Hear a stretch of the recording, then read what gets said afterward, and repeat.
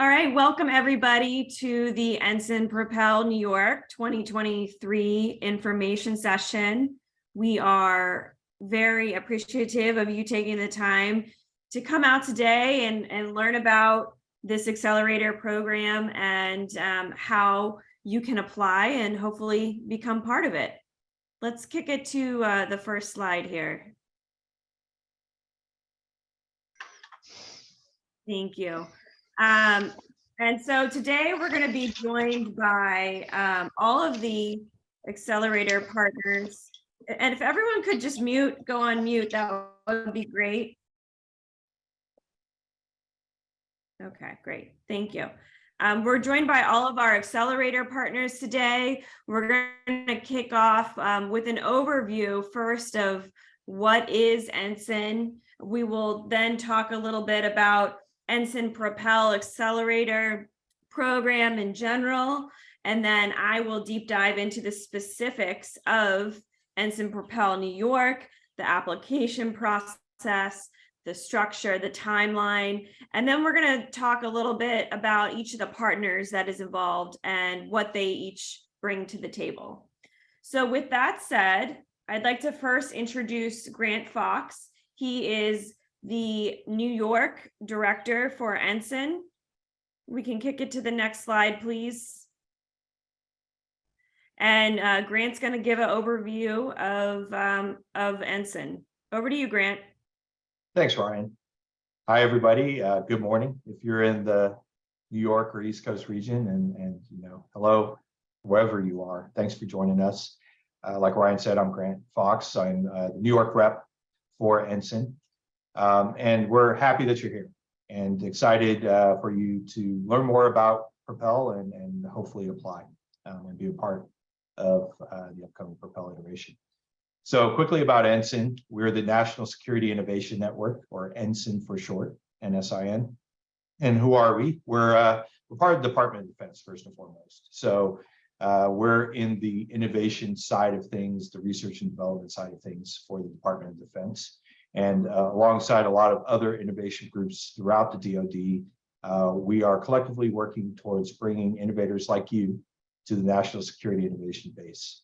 And so we do that through different ways, interacting with academia and the venture community at large, and providing programming like the Propel Accelerator program, so that you are able to engage hopefully more efficiently and conveniently for you with ultimately DoD customers. So NSIN is broken up into regions. You can see on the map, we have 9 regions currently. Like I said, I'm in New York City. We're part of the Northeast region. But an important thing to keep in mind is that this Propel iteration, even though we're doing it in New York, we're actually able to create opportunities throughout the United States and even internationally across the Department of Defense and with other partners as well, which I'm sure you'll learn about. But there is value to being in New York, which we'll talk about in a sec. But that's not to say that we can't connect with other of the NSIN community and the broader DoD and US government community across the country and worldwide. Just looking at the copy, what are we here to do? The DoD is trying to improve their innovation capabilities, and we're a part of that.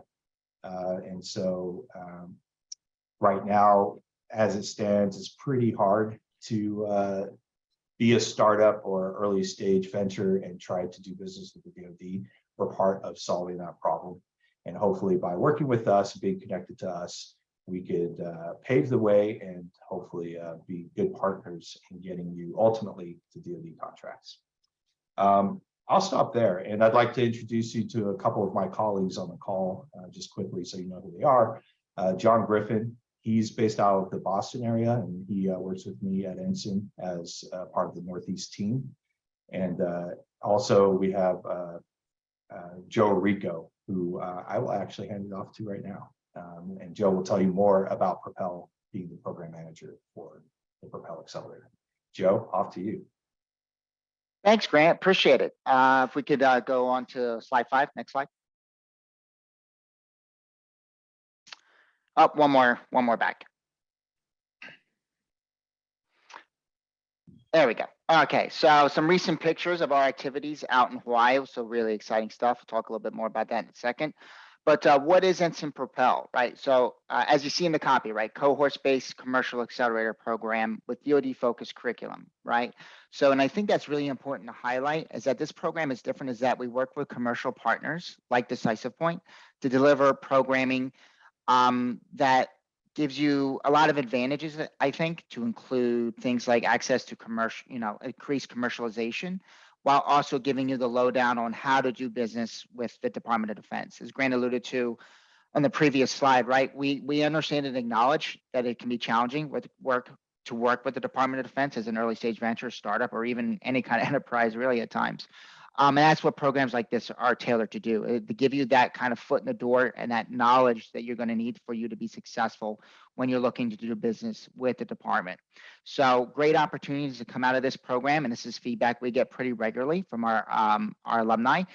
Customer discovery opportunities between government stakeholders, end users, and researcher types, and the companies themselves. So you can A, be exposed to them, and B, start to garner an understanding of their respective use cases and how your technology could be applied to meet that use case.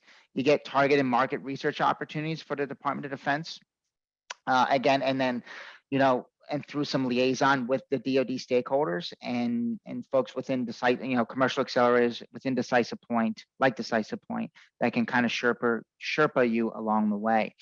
And finally, and I think this is another really big one, right? You're getting networking opportunities with venture capitalists, additional mission partners, and other ventures operating in the same space.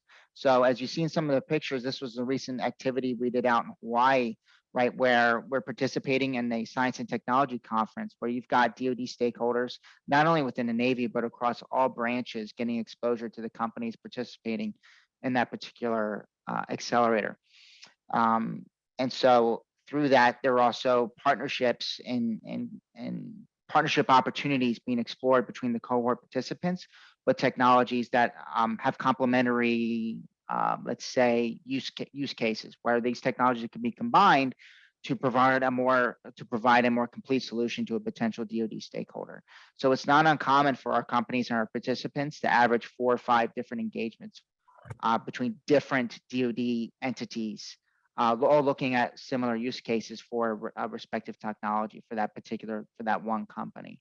And then I'll foot stomp this too, and this is a big part of the formula at Decisive Point. They'll talk a little bit more about this in the later slides, but they are a VC firm by nature, right? We understand that capital is an integral part of your ability as a startup or small business to scale your enterprise and scale your company. We understand the importance of runway that you might need in order to do business with the DoD, and we're here to facilitate that. Next slide. I just want to jump in, Joe, on some of these pictures here because the model that we've taken with some of these programs is we like to bring everyone together for an in-person event up front. So this is where we, with our Propel Hawaii program, these pictures are from the kickoff of the program where we brought the teams together for the Pacific S&T conference. You can see there the cohort, got to engage with Miss Heidi Shu and with also the J8 at the Pacific Command, as well as some tests and evaluation opportunities with the Honolulu Police Force. And so when we get into the accelerator timeline for New York, we're going to talk a little bit also about some of the in-person opportunities with the program. Back over to you, Joe.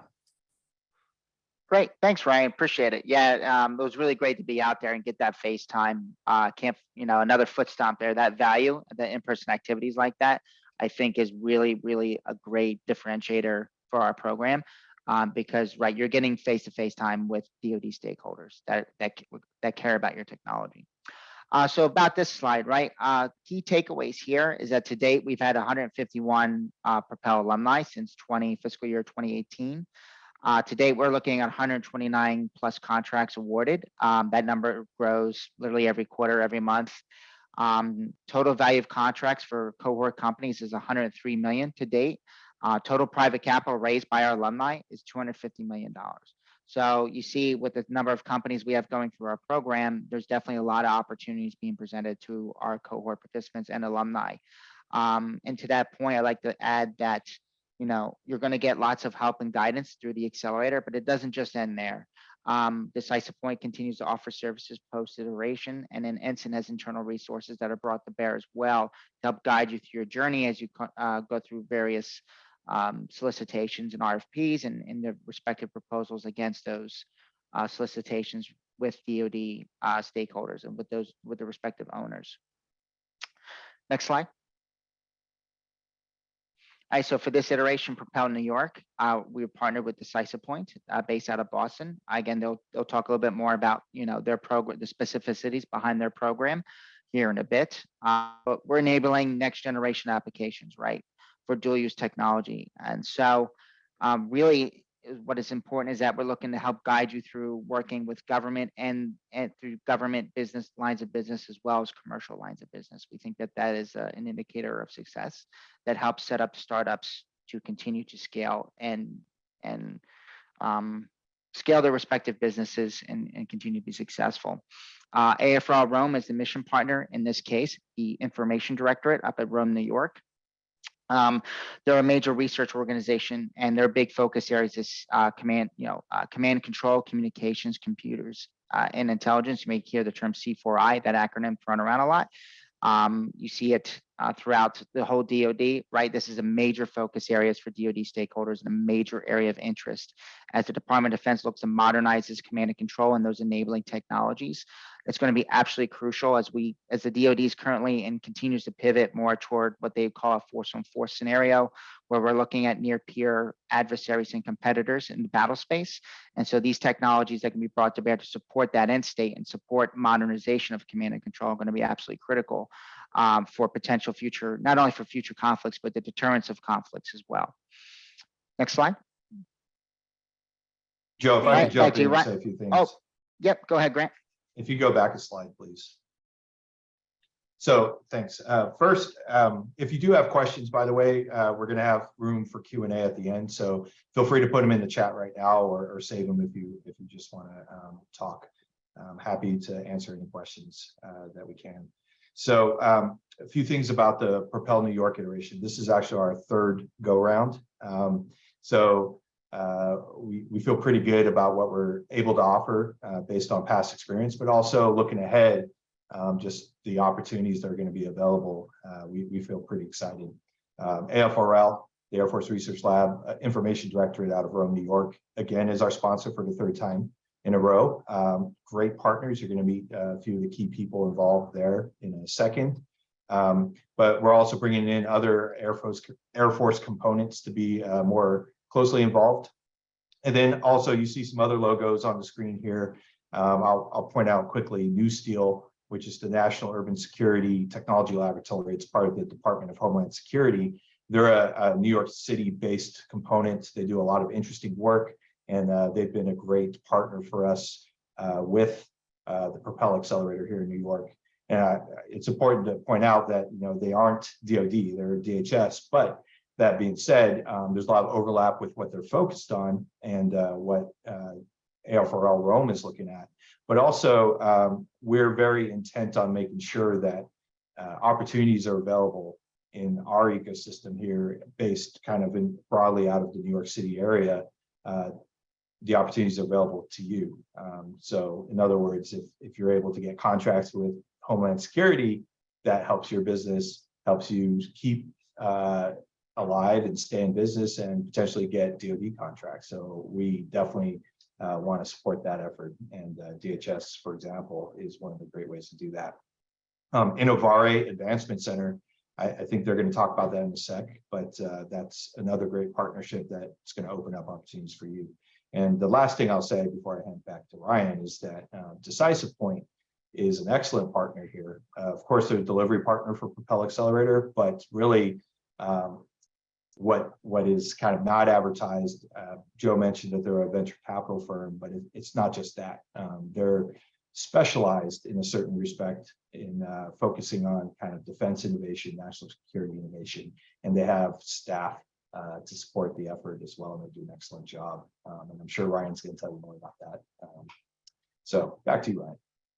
Great. Thank you, Grant, John, and Joe from the NSIN team. And NSIN is fully involved in the process. They are the funders behind the program. It is a DoD funded accelerator program. And when we talk about New York, there's a very strong community both in the city and upstate New York. So let's go to the next slide and jump into the actual logistics of this 2023 iteration. This is the third time we're doing it.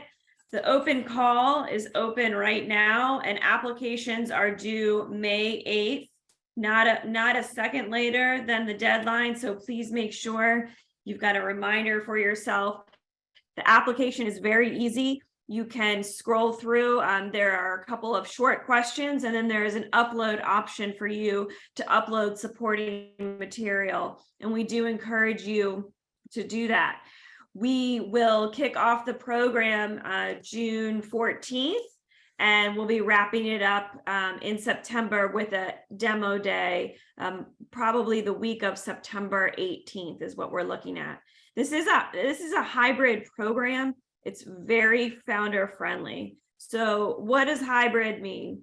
Hybrid means that there is weekly virtual programming. We will have 2 in-person events with other optional in-person events for you to attend as well. So the first in-person kickoff that we will have would be July 12th, and that's going to be upstate New York at the Air Force Research Laboratory for the Invest New York, partnered with the Griffith Institute in Ovare in upstate capital. And that'll be an event that brings together stakeholders from the New York ecosystem, from government, the investment community, and industry partners, some that are prime contractors already for you to partner with as well. So we'll be bringing the cohort together in July 14th, but kicking it off virtually June 14th. And then the demo day will be the week of September 18th. So that's the general timeline. And then after demo day, you know, we have an alumni community of Propel, so we continue to help facilitate teams to work together on the Decisive Point side and also on the NSIN transition team side as well. Next slide. So I want to talk a little bit about the benefits of this program. I already mentioned that it's extremely founder friendly. This program is a little unique from other accelerator programs that you may have come across. So our focus is really on getting you non-dilutive funding through contracts, helping you raise capital through trusted private capital investors, helping you secure pathways to actually get out and test and evaluate your technology, providing ways that you can collaborate with the other cohort members if there is a use case from a government stakeholder that makes sense for a collaboration, and really facilitating straight to the point, meaningful interchange on what are the government's problems right now and how can you solve them, and what are the steps we can do to get you there. And then one thing that is very unique is the defense-specific programming. So we have a great team of former acquisition professionals that are part of the Decisive Point team, experts in software and hardware acquisition. And so we work with all of you in a group setting weekly on specific topics on transitioning your technology to defense, navigating the complexities for all the way from R&D funding, from appropriations funding through Congress, which is also very important to get your technology into the government. It's that funding piece, understanding the budgeting cycle and the nuances of the government. The other piece is the one-on-one support. So in addition to weekly group sessions, you can expect to have one-on-one meetings with a Decisive Point Sherpa every week as well. So it's founder friendly. You know, you're looking at anywhere from 2 to 5 hours a week of your time, depending on meetings that have been set up for you and the one-on-one support that you choose to take advantage of. And pictured here is one of the events that we held, which was a reverse pitch where we had DoD stakeholders come to New York and talk about their problems. And we had the cohort stand up and ask some questions there. Next slide. All right, eligibility. You do need to be a US-based company to participate in this program. You do need to be a small business as defined there and a non-traditional defense contractor. So when we first go through the applications, we will do an eligibility check. And if you're not eligible, we'll let you know, and we may have some other suggestions for you. So please make sure you're eligible. Next slide. The focus areas. So focus areas are quite broad. They are all focused around the Air Force's operational imperatives. And why is that? That's because that's where the Air Force is spending money. That's where the greatest need is and the most urgent need. So we've identified 3 focus areas here. They're also listed in the application, and I encourage you to read through them in detail, do a little bit of research on the Air Force operational imperatives. Perhaps one of my colleagues can drop the link there for the Air Force operational imperatives document into the chat so that you all have that. So resilient basing, we're interested in solutions that are going to help the Air Force rapidly stand up bases in a forward deployed environment that are going to streamline that process, provide new capability so that so that teams of can facilitate the concept of what's called agile combat employment.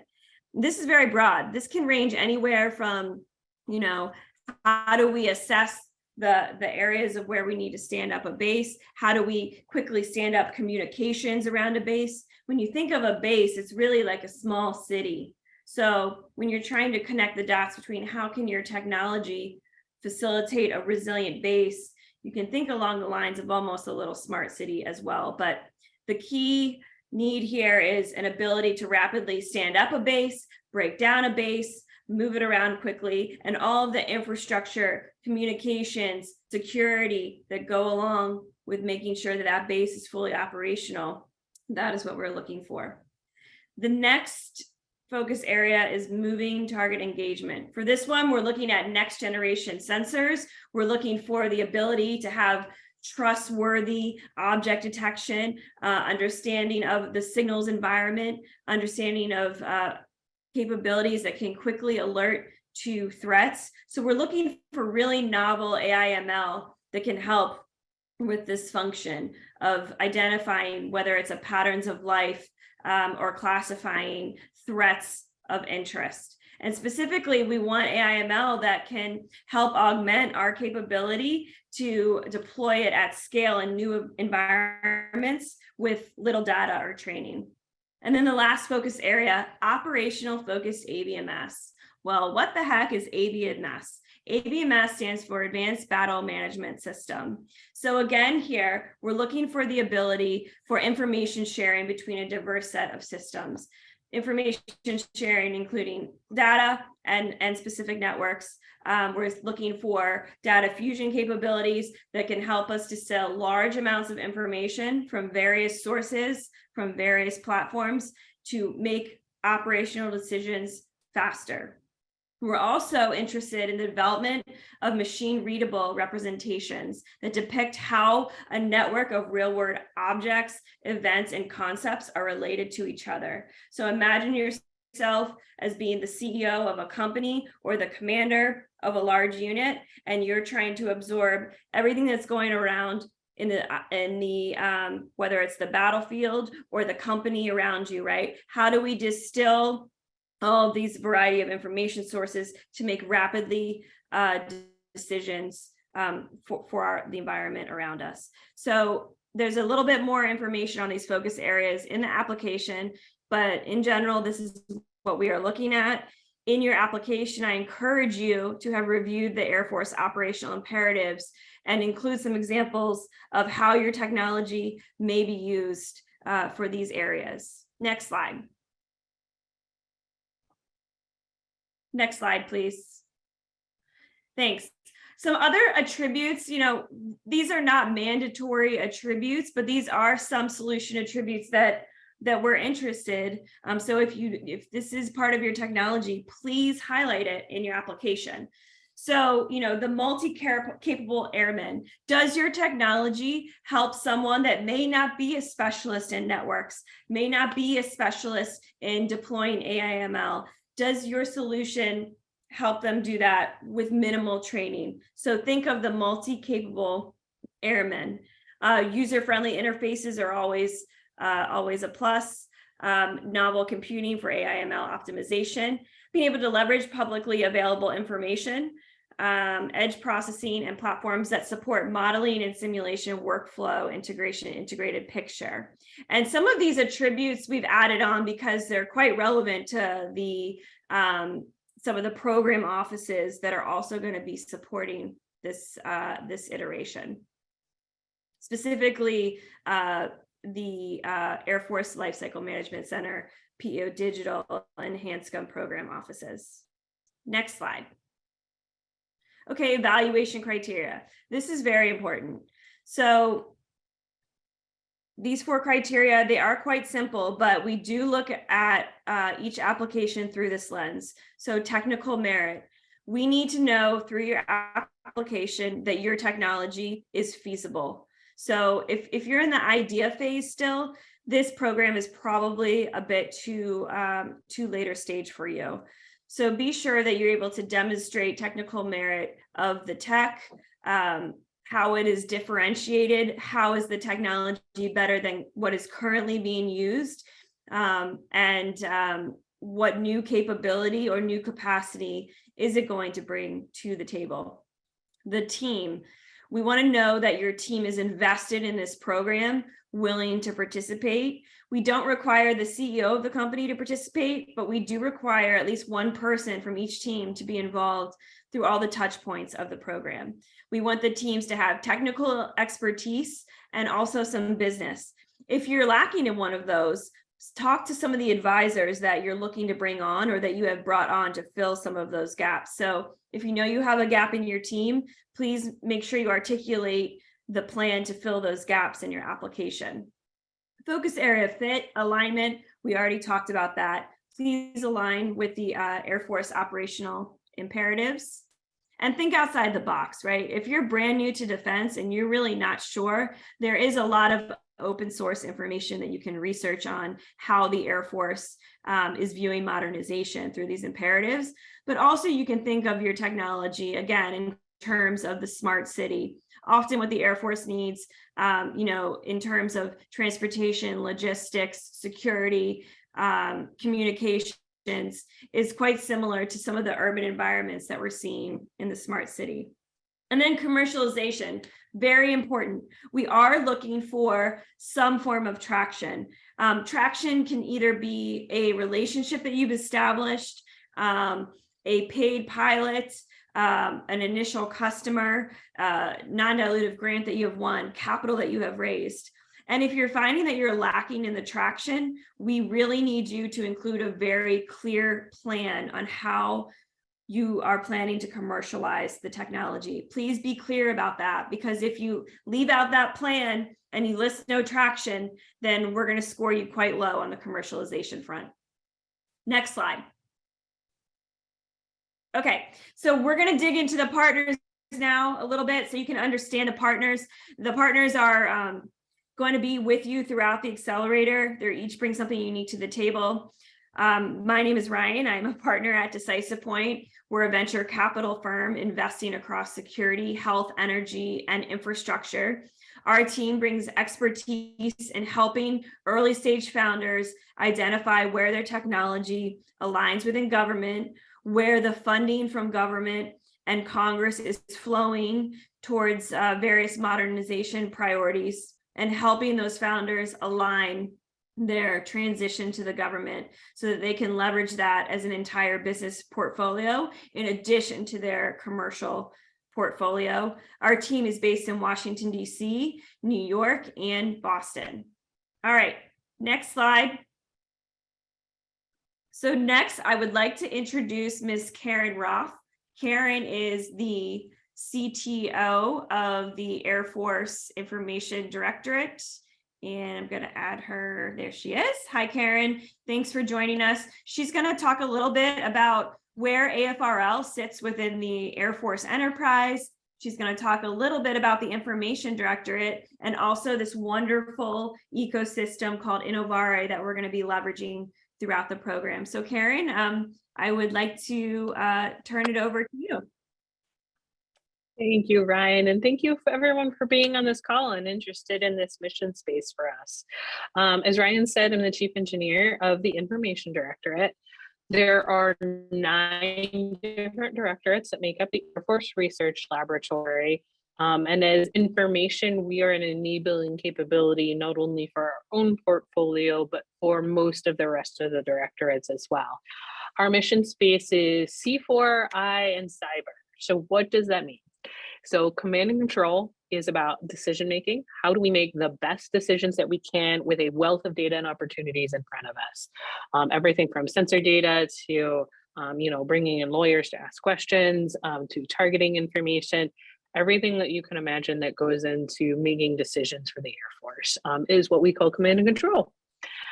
Computing, so leaning into future computing architectures, processing opportunities, specifically for Air Force missions. So due to the large data sets that we work with, a lot of computing at the edge, that's where understanding futuristic computing architectures is really important to our mission as well, and what they can contribute to today's challenges. Communication. And so again, we're a research lab, so we're looking out into the distant future, things like terahertz computing, what can it bring to the table is a big part of that, as well as computing and communication networks. How can we really better tie in communications networks, again, across sensors, against operating centers, against forward operating bases, and get data to places, the right data to the right places faster, better, quicker to make decisions. I is for intelligence. So that's a lot of AI, ML, being able to understand what's going on in an environment. And cyber. And so for us, cyber isn't necessarily about traditional cybersecurity, but it's about what does cyber look like in the future? How are we getting more into zero trust architectures, assuming data is compromised, assuming that your network is compromised, and still being able to execute mission in that same place. And so, as you can imagine, that can really be a little bit of everything, having that broad of a mission space. So we try to be laser focused against Air Force strategy, things like the operational imperatives that Ryan already talked about, as well as making sure that we're investing in areas that are going to accelerate future opportunities for the Air Force. And so we constantly get questions about things and saying, well, you're the Air Force, you clearly need this opportunity space. Well, yes, the Air Force does need this, or this, but in a lot of cases, industry is doing a really good job in those space. And so we just want to buy from industry. Or we see research going on in an academic area, right? How do we partner with those folks in order to accelerate faster? Otherwise, we could really be trying to solve world hunger if we took on everything that our mission space allowed us to do so. So that's why we really appreciate things like the NSIN Propel Accelerator, so that we can really explore and work with a large group of cohort like you all that might be part of it, and helping to educate and inspire on what our future needs are, and then partnering with other Air Force entities that buy products like the information centers and all of that. We're really on that technology innovation side. So we typically buy research, but we love inspiring everything that you're doing today and seeing if there is opportunities throughout our portfolio of where we can advance and either do tech transition or even push intellectual property out to you through our tech transfer mission as well.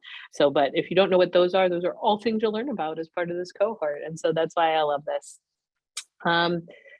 Innovare Advancement Center is our ecosystem partnership that we have with well over 100 actually there's well over 2,000 affiliates with the Innovare Alliance.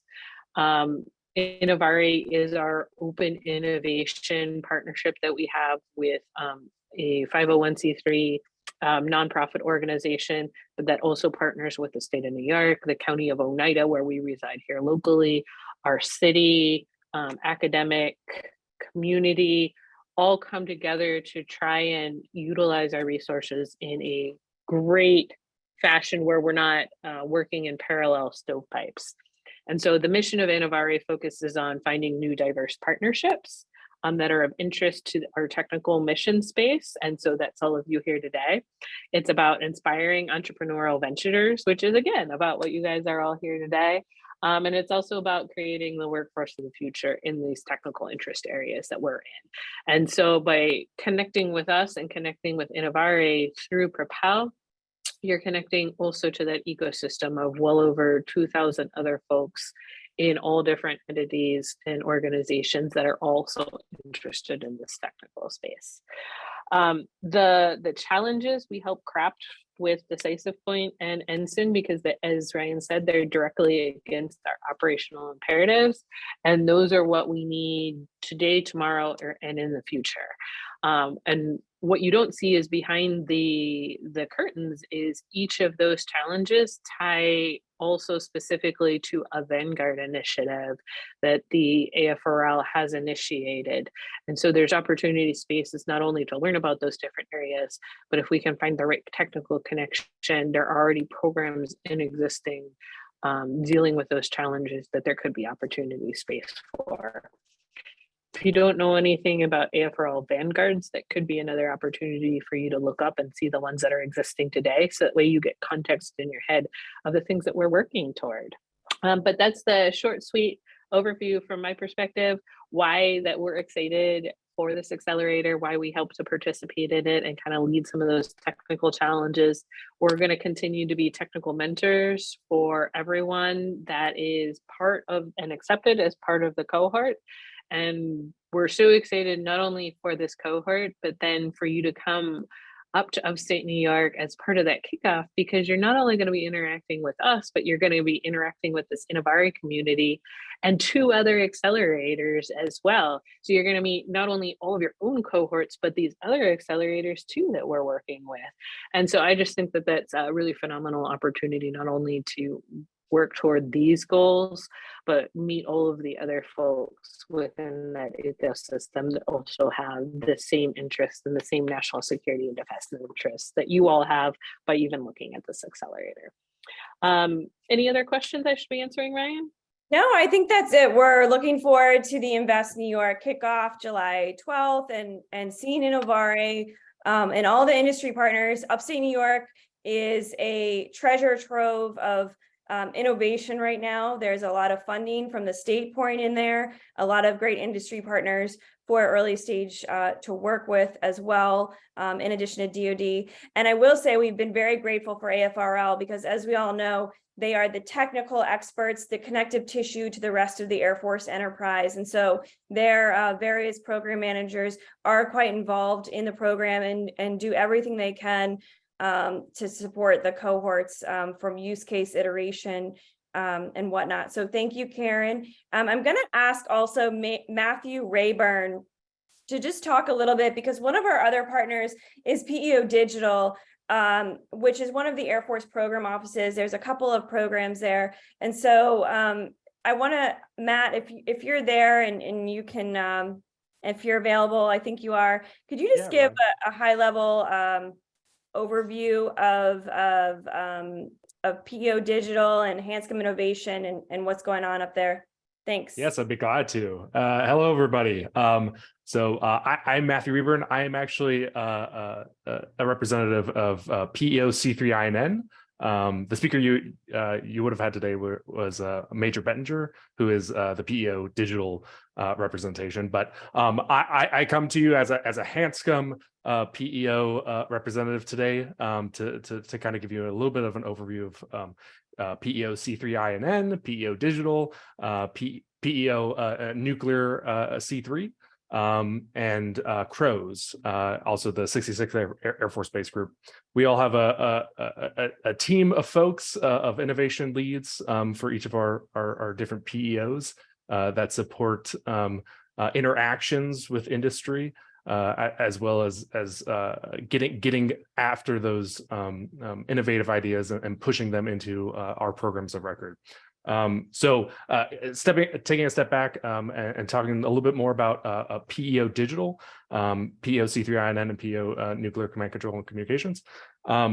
We have different areas of responsibility in terms of the tech stack within each of the programs, and that's how I generally see it. So PEO C3INN is basically focused on all of the infrastructure parts, and for you, this really means AFRL kind of does the technical maturation between TRL level 2, 3 ish up to level 6. We generally take it over from there, and in terms of maturation from TRL level 6 to 9.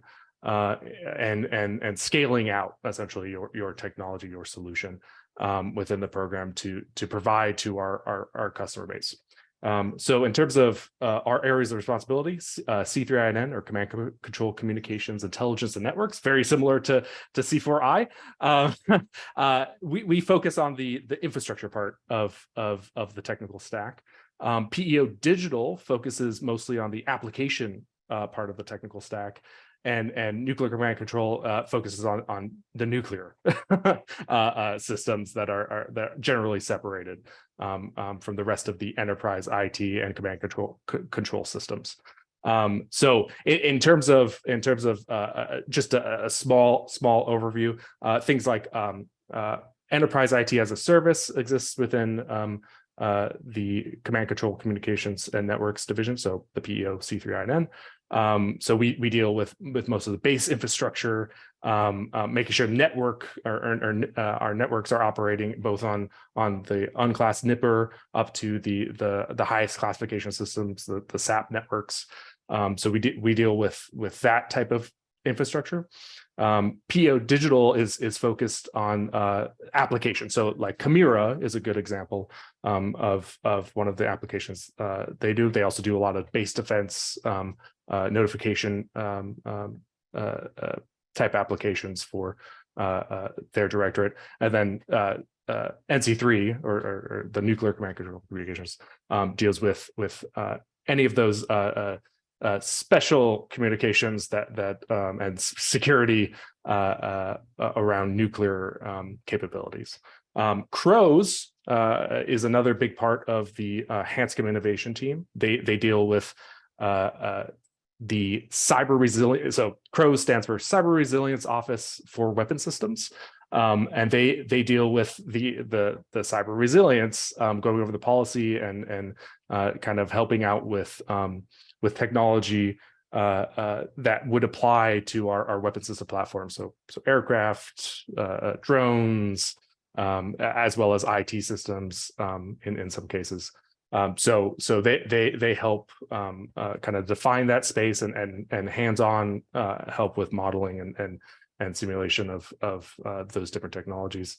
So that's kind of just the general overview of what you're looking at, and hopefully I didn't give you too many words there that you may not know of. PEO stands for Program Executive Office. So we have the budget to build out the technologies at a scale for the Air Force. Great. Thank you, Matt, so much. We really appreciate the PEO involvement. As you'll learn in the program, it's really important to complete the full value chain of stakeholders, all the way from the technical R&D folks at AFRL and some of their programs, aligning all the way up through the programs and understanding how they procure, why they're procuring it, and what that process looks like. So we're really excited to have PEO Digital involved. And then also one other partner that we highlighted is the Department of Homeland Security Center for Security out of New York City. They are quite involved and have provided some test and evaluation opportunities for the cohort as well. So one of our milestones that we try to achieve with the cohort is getting you out to test and evaluation opportunities where it does make sense for you.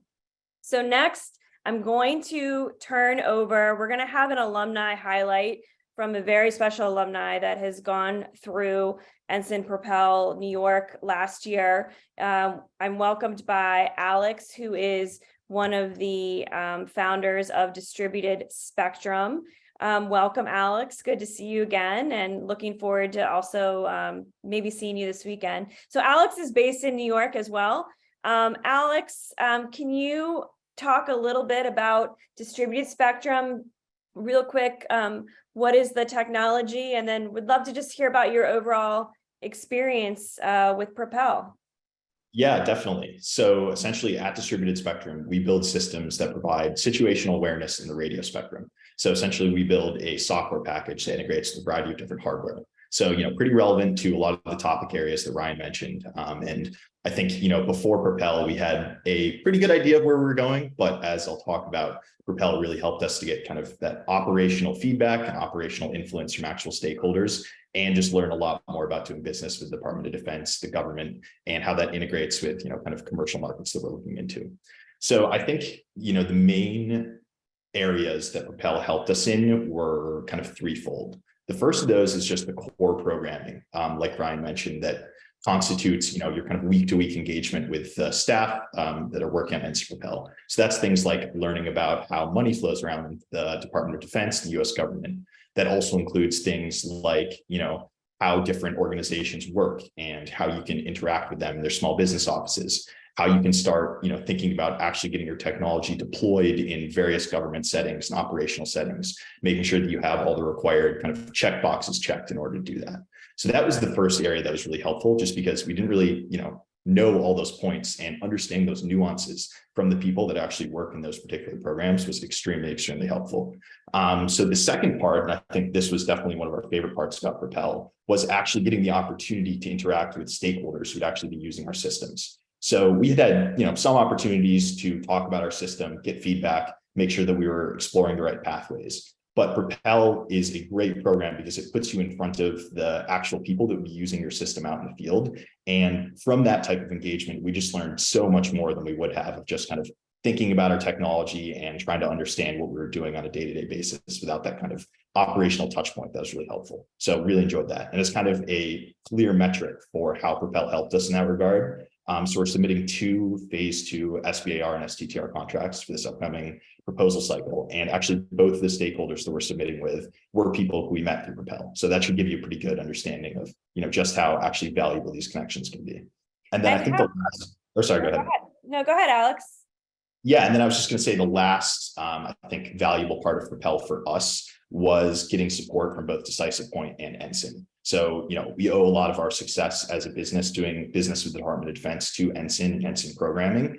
And kind of along those same lines, Decisive Point has really helped us to mature our own business development cycles and just, make sure that we're doing the right things. Great. We are rooting for you on those phase 2 SBIRs. For those that are new to the SBIR program, that stands for Small Business Innovation and Research, and it is a great contract mechanism for early stage companies to really get R&D funded that aligns with their commercial trajectory as well. And so those phase 2 contracts range anywhere from $750K to $1.5 million.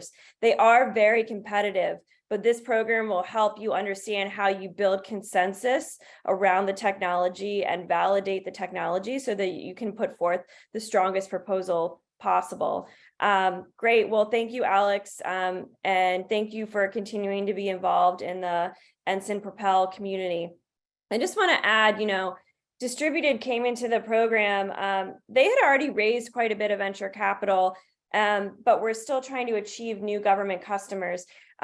So I will say that each company leverages the program for different reasons. Some are more focused on raising that trusted private capital, while some are more focused on getting their first defense customer, or some are more focused on expanding their defense customers. So one thing about the program is that we meet you where you're at in your transition journey. So for the newer folks to government, we have Sherpas that specialize in new entrants. And if you've already won a phase 2 or you're looking for more specialized support, then that's kind of where our acquisition team comes in and takes it from there. So we will meet you where you're at.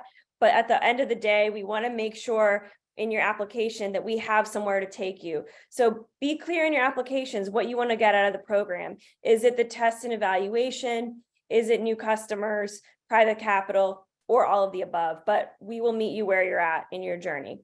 Thank you, Alex. And I think this concludes all of our guest speakers. There is the QR code there for the application. It is due May 8th. If you have questions about the application process, you can direct those to propel@ensign.mil and propel@decisivepoint.com. You can send to both of those, and we'll do our best to address those questions in a timely manner. But with that, I'm going to open up to some of the questions that we're receiving in chat, and we will be posting a recording of this on YouTube. So with that, I'll take any questions that folks have, and I'll try to answer some of these in the chat. Ryan, there was a couple of questions about compensation for attending programs, travel, etc. Can you speak to that? Yep. For right now, this program does not have a travel stipend associated with it. So travel to New York will be at the expense of the founders. Is there any mandatory reimbursement costs? Like I know there's CMMC 2.0 to even basic cybersecurity, and it's like a mandatory allowable cost. Because if it costs us like 6 figures just to kind of do our basic cyber hygiene to do business with the DoD in the first place, how does that work in? We don't require any mandatory CMMC to participate in this program. So for NSIN Propel, there is no cost. We bring in an expert on CMMC requirements, and we do a whole week session on that. And she brings great information on how to not spend so much money on CMMC. But as far as doing business with the DoD, once you get to a certain point, more than likely, after you've won maybe a couple of phase 2s or a couple $1 million in contracts, becoming CMMC compliant is something that you probably are going to have to spend money on. But for the lane of this program, there's no expense for that. Okay, thank you. Okay, Grant, what were some of the other questions that you saw in chat? I tried to field a lot of them. If you feel like I didn't adequately answer your question, please do speak up now. But the other open-ended one is from Harrison. He's asking about, can you do a joint application? A joint application. I have seen joint applications before. If there's a concept that you want to partner on together, I would recommend each submitting separately, but you can convey that partnership in the application. And then, for example, in the past, we had a company in the cohort bring another company in to partner with them on their demo day use case. And so that would be supported. But at the end of the day, the cohort is going to be 10 companies. And so I do recommend submitting individually, but noting your desired partnership in the application.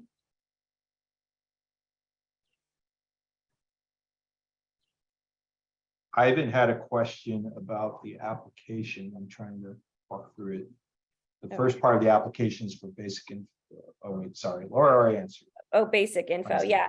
So we do. Yeah. So the first part of the application captures your basic info. And that's just a nuance with the platform that we use, because that allows us to know that you were interested in starting the application and maybe you didn't finish it, and that we can remind you to finish it. But once you fill in that basic information, you'll be prompted to go ahead and start the full application. There's been a few questions that I kind of want to address here about Sure. like the format of the weekly sessions and Sure. things like that. Yeah. I would just say generally, we've put together a program that's going to be very valuable for you, right? There's a lot of accelerator and incubator programs out there that, without getting specific and calling anybody out. It's like going through the motions. Like you're scheduled to show up to this thing, it may not be of high value, but this is not that, right? This is very hands-on. Every weekly session is going to be valuable. At the very least, you're going to meet people that you probably haven't already met that could eventually lead to contracts for you. So we're very particular about how we curate this thing, and we're always paying attention to everybody involved to make sure that we're providing the best possible experience for you guys. So that being said, with the weekly sessions, like I think it's valuable for you to attend, and we're not going to waste your time with them. It's not going to be a repeat of things you could have found out on your own. This is going to be like hands-on, read between the lines, like inside baseball type information that's going to be valuable for you as you pursue this journey with defense partnerships. Yeah. So I'll talk a little bit about the weekly drumbeat, right? As I said, this is a founder-friendly program. We know that you all have commercial businesses to run. So the weekly sessions are exactly as Grant mentioned, but we also bring in great speakers. So we'll have AFRL come in and speak, PEOs. We bring in an expert in government affairs that helps you understand how to navigate appropriations from the Congress. We bring in a formal general counsel from the very top of the Navy to help you understand contract compliance and what you need to be aware of as a founder, where you can get in trouble, how to stay out of trouble from flow downs of working with prime contractors and whatnot. We bring in experts in authorities to operate and CMMC. And then we also bring in motivational speakers too. In the past, we've had General Hutmacher, Susan Kilrain, former astronaut, and General Nagata. So we bring in some leadership speakers as well. And also some programmatic speakers where, in the past for the Hawaii iteration, for example, we've brought in various science advisors and people that actually own budget for test and evaluation and SBIRs, so that you can just ask them straight to the point. So that's the group session. The one-on-one session is really designed to help each of you individually meet you where you're at in your journey and develop a plan over the course of the program to get you to the next step, whatever that might be for you. And then we have a 24/7 Slack that our team is up on as well. So if there are certain opportunities that you're pursuing, we're going to be there to provide you feedback, tell you how it's supposed to look, how professional templates look like for pursuing some of these government opportunities, and even to join you on any government calls that you might be having for tech interchange or business development so that we can make sure that you're successful. Okay. We are at time. There is a couple hands. If you have to drop, thank you for joining, and we're going to have a recording. But I will take a few more questions since we went over. And there was a question from someone has their hand raised very nicely. Gabriel from 4D Avionics Systems. Did you have a question? Yes, ma'am. So some of our technology is based around drones. With regards to the demonstration day, we've seen previously with some DoD demonstration opportunities that the drones have to meet the Blue UAS qualifications, which would be kind of difficult for us in the timeline of the program. Just kind of curious if you know anything about that. Kind of goes along with Kevin's question. For demo day, we don't have a requirement for drones to be part of the Blue UAS program. For other T&E events that happen, there may be, I can't speak to all the other T&E events that we might bring to you for that. But what we can do is help you understand how to get on Blue UAS and also what is called the Green UAS program now. Yep. Okay, great. Thank you so much. Any other questions? Please raise your hand. That would be the easiest.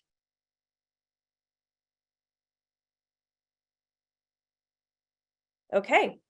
Great. Well, thank you everyone for joining. We really appreciate it. I'm looking forward to seeing those applications.